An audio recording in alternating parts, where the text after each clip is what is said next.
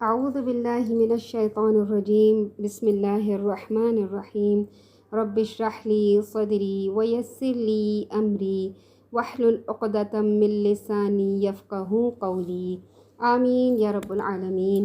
السلام علیکم ورحمۃ اللہ وبرکاتہ۔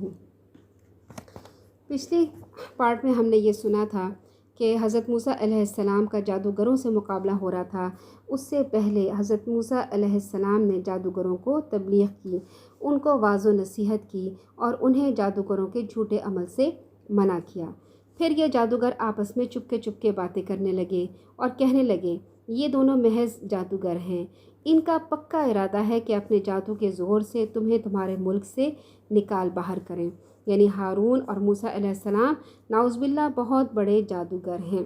فرعون کی بے وقوفی یہ ہے کہ اس نے یہ کہا کہ یہ دونوں جادو کر کے ہمارے تخت و تاج پہ قبضہ کرنا چاہتے ہیں، حالانکہ کوئی بھی جادوگر جادو کے ذریعے کسی کا تخت و تاج حاصل نہیں کر سکتا، کسی کی حکومت حاصل نہیں کر سکتا۔ اگر کر سکتا ہوتا تو آج ملک کے حکمران زیادہ تر بڑے بڑے جادوگر ہوتے، جو کہ نہیں ہیں۔ اس بات سے اس سے بھی پتہ چلتا ہے کہ سورہ شعراء میں اللہ تعالیٰ فرماتے ہیں کہ جب جادوگر اپنا جادو دکھانے کے لیے آئے تو پہلے فرعون کے پاس گئے اور فرعون سے کہا جب ہم جیت جائیں گے تو ہمیں کیا انعام ملے گا؟ تو فرعون نے کہا کہ تم اس کے بعد میرے درباری بن جاؤ گے اور میرے بہت قریب ہوگے۔ اگر جادوگر ایسا جادو دکھاتے کہ اس کی حکومت ہی حاصل کر لیتے تو پھر انہیں یہ کہنے کی کیا ضرورت تھی کہ ہمیں انعام میں کیا ملے گا یا ہمیں تم اپنے درباری بناؤ، اور انعام کے طلبگار وہ نہیں ہوتے۔ پھر فرعون کا مقصد یہ تھا کہ ایک دفعہ جادوگروں سے لاٹھیوں اور رسیوں کا سانپ بنوا کر دکھا دوں تو موسیٰ علیہ السلام کے معجزے کا جو اثر لوگوں کے دلوں پر ہوا ہے وہ دور ہو جائے گا۔ یہ حضرت موسیٰ علیہ السلام کی منہ مانگی مراد تھی۔ انہوں نے فرمایا کوئی الگ دن مقرر کرو اور جگہ مقرر کرو، جشن کا دن قریب ہے، اس دن ہم کر لیتے ہیں مقابلہ جس میں تمام ملک کے لوگ دارالحکومت میں آ جاتے ہیں، وہی میلے کے میدان میں مقابلہ ہو جائے گا، ساری قوم دیکھ لے گی، اور وہ وقت بھی دن کی روشنی کا ہونا چاہیے تاکہ شک و شبہ کی کوئی گنجائش نہ ہو۔ فرعون اور اس کے درباریوں کی نگاہ میں اس مقابلے کی اہمیت یہ تھی کہ وہ اسی کے فیصلے پر اپنی قسمت کا فیصلہ سمجھ رہے تھے۔ تمام ملک میں آدمی دوڑا دیے، جہاں جہاں کوئی ماہر جادوگر موجود ہو اسے لے آؤ۔ اسی طرح عوام کو بھی جمع کرنے کی ترغیب دی تاکہ زیادہ سے زیادہ لوگ اکٹھے ہو جائیں۔ کھلم کھلا کہا جانے لگا ہمارے دین کا انحصار اب جادوگروں کے کرتب پہ ہے، وہ جیتیں تو ہمارا دین بچے گا ورنہ موسیٰ کا دین چھا کے رہے گا۔ اب اللہ تعالیٰ نے فرمایا کہ انہوں نے کہا کہ جادوگروں نے مقابلے کی ابتدا کی اور لوگوں کی نظر بندی کر دی۔ اللہ تعالیٰ فرماتے ہیں کہنے لگے اے موسیٰ یا تو پہلے ڈال یا ہم پہلے ڈالنے والے بن جائیں۔ جواب دیا نہیں، تم ہی پہلے ڈالو۔ اچانک موسیٰ علیہ السلام کو ان کے جادو کی وجہ سے یہ خیال گزرنے لگا کہ ان کی رسیاں اور لکڑیاں دوڑ بھاگ رہی ہیں، لہٰذا موسیٰ علیہ السلام نے اپنے دل ہی دل میں ڈر محسوس کیا۔ ہم نے فرمایا کچھ خوف نہ کر، یقیناً تو ہی غالب اور برتر رہے گا، اور تیرے دائیں ہاتھ میں جو ہے اسے ڈال دے کہ وہ ان کی تمام کاریگری کو نگل جائے۔ انہوں نے جو کچھ بنایا ہے یہ صرف جادوگروں کے کرتب ہیں، اور جادوگر کہیں سے بھی آئے کامیاب نہیں ہوتا۔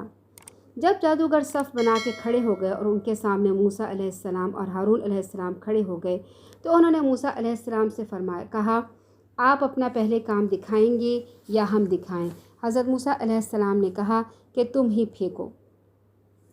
جب انہوں نے اپنی لاٹھیاں اور رسیاں پھینکیں اور اچانک ان کو یہ نظر آیا کہ سینکڑوں سانپ دوڑتے ہوئے ان کی طرف چلے آ رہے ہیں، اس منظر سے فوری طور پر حضرت موسیٰ علیہ السلام کے اوپر ایک دہشت سی طاری محسوس ہوئی، کیونکہ وہ ایک انسان تھے اور انسان جو ہے وہ بہرحال ان چیزوں سے ڈر جاتا ہے۔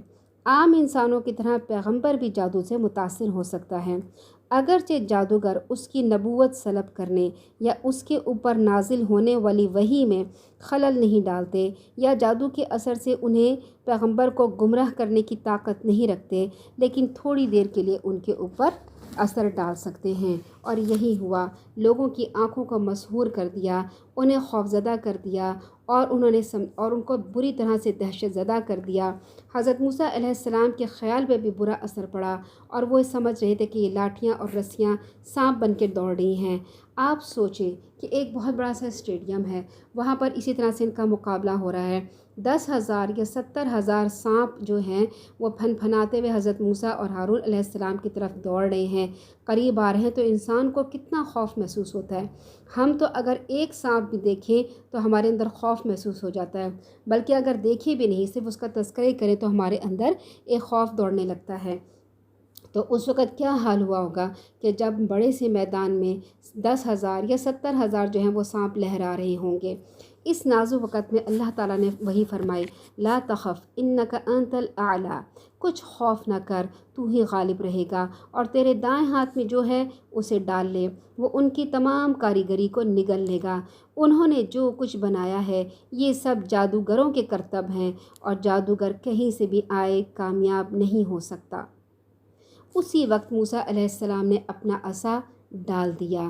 اللہ تعالیٰ نے فرمایا، ما جئتم به السحر ان اللہ سیبطلہ ان اللہ لا یصلح عمل المفسدین، یہ جو کچھ تم لائے ہو جادو ہے، یقینی بات ہے کہ اللہ اس کو ابھی درہم بھرم کر دے گا۔ اللہ ایسے فسادیوں کا کام بننے نہیں دیتا۔ یہ جو آیت ہے یہ ہے آیت سورہ یونس کی آیت نمبر 82 اور 81۔ اس میں جو یہ بیان کیا گیا ہے، ان اللہ سیبطلہ، اللہ تعالیٰ ان قریب ان کو باطل کر دے گا۔ ان اللہ لا یصلح عمل المفسدین، یہ ایک دعا بھی ہے۔ اگر کسی کو یہ محسوس ہو کہ اس کے پر کوئی جادو وغیرہ کر دیا گیا ہے تو اس دعا کو پڑھیں، اللہ تعالیٰ اس کو جادو دور کر دیں گے انشاءاللہ۔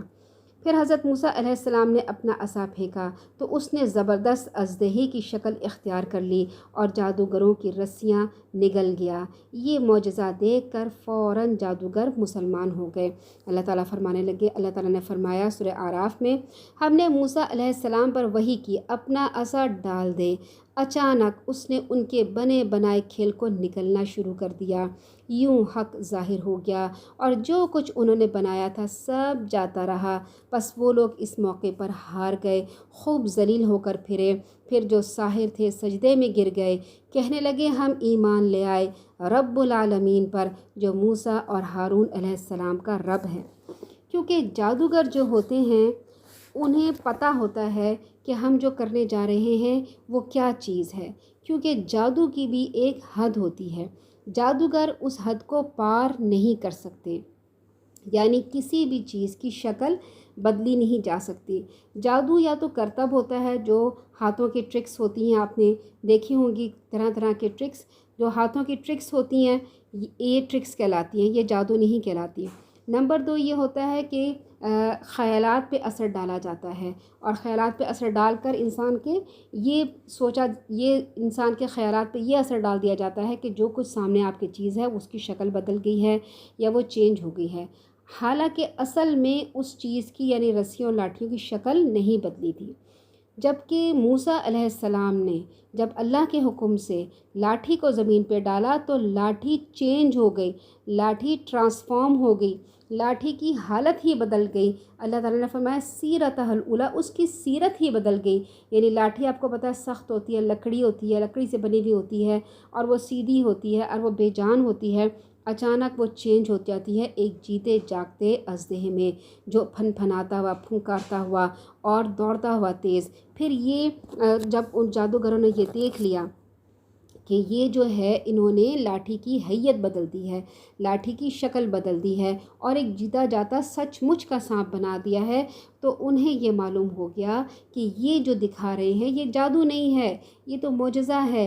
ہم تو جادوگر ایسا کر ہی نہیں سکتے کہ لاٹھیوں رسیوں کو اصل میں سانپ بنا دیں، ہم تو صرف خیالات پر اثر ڈال سکتے ہیں۔ جب انہوں نے یہ دیکھا کہ ہم نے تو ایک پیغمبر سے مقابلہ کر لیا ہے، اب ہماری خیر نہیں، انہوں نے فوراً اللہ رب العالمین کو سجدہ کر دیا، اور انہوں نے یہ بول کے کہا کہ ہم رب موسیٰ اور رب ہارون علیہ السلام کے اوپر ایمان لاتے ہیں۔